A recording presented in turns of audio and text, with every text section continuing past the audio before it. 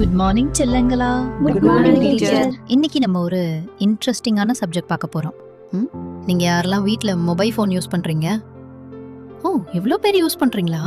நீ என்னடா மொபைல்ல பாப்ப? நான் டெய்லி அப்பா போன்ல யூடியூப் பாப்பேன் டீச்சர். சோ நீங்க எல்லாம் வெளியில என்ன நடக்குது, தினசரி நாட்டு நடப்போல என்னென்னு கவனிக்கிறதுக்காக மொபைல் யூஸ் பண்றீங்க, கரெக்டா? அதே மாதிரி வெளியில உள்ள யாரோ ஒரு மூணாவது ஆள் டெய்லி நீங்க வீட்டுக்குள்ள செய்யற விஷயங்களை கண்காணிச்சுட்டே இருந்தா நீங்க என்ன பண்ணுவீங்க? உங்களுக்குலாம் ஒன்று தெரியுமா? சோஷியல் மீடியால தவறான நியூஸ் இல்லைனா ஃபோட்டோ ஷேர் பண்றது, பிக்சர் மார்ஃபிங் பண்றது, யாரோ ஒருத்தர் மாதிரி அவங்களுக்கு காமிச்சிக்கிட்டு ஃபேக் மெசேஜ் சென்ட் பண்றது, ரெகுலரா டீஸ் பண்ற மாதிரியான மீம்ஸ், மெசேஜஸ், ஃபோட்டோஸ், வீடியோஸ் அனுப்புறதுன்னு இது மாதிரி நிறைய மோசமான விஷயங்கள் வெளியில நடந்துகிட்டு இருக்கு.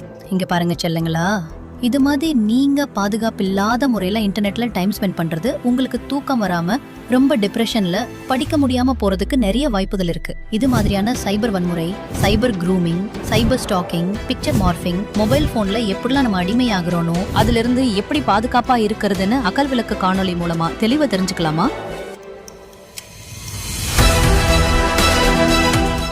சைபர் வன்முறை ஆபாசமான அவதூறான வார்த்தைகள் அல்லது படங்களை யாரேனும் உங்களுக்கு அனுப்புவது, சமூக ஊடகங்களில் உங்களை பற்றி தவறான செய்தி அல்லது புகைப்படங்களை பகிர்வது, உங்கள் பெயரில் போலியான அக்கவுண்டுகளை உருவாக்கி தவறான தகவல்களை அதில் வெளியிடுவது, பரப்புவது, நீங்களே யாரையாவது அச்சுறுத்துவது அல்லது குற்றச்சாட்டுகளை பதிவிடுவது.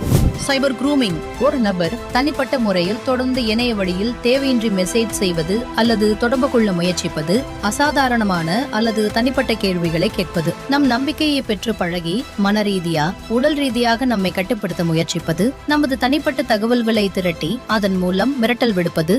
சைபர் ஸ்டாக்கிங் விருப்பமில்லாத செய்திகள் அல்லது மின்னஞ்சல்கள் தொடர்ந்து அனுப்புவது, உங்கள் தனிப்பட்ட தகவல்களை மறைமுகமாகவோ நேரடியாகவோ கேட்பது, சமூக ஊடகங்களில் நம்மை பின்தொடர்வது அல்லது கண்காணிப்பது.